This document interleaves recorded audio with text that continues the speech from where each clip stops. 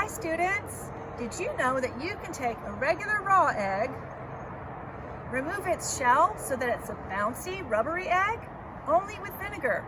I'll show you how.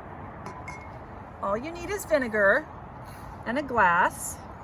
Pour the vinegar into the cup and leave it for 2 days. Be patient. You will see little bubbles start to happen on the eggshell. That means that the shell is being eaten away by the acid in the vinegar. It's going to end up looking like this.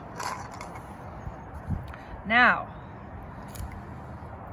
boingy, boingy, boingy, boing. See how the shell is rubbery and you can rub off what's left like that.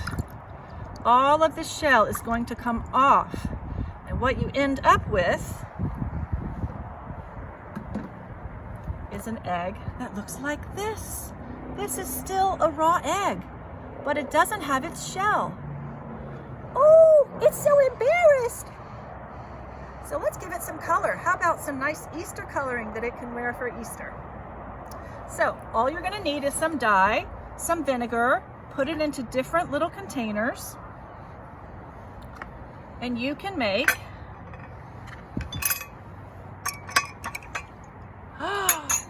your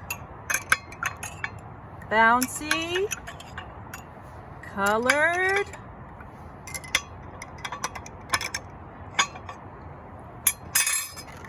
Easter eggs. They bounce.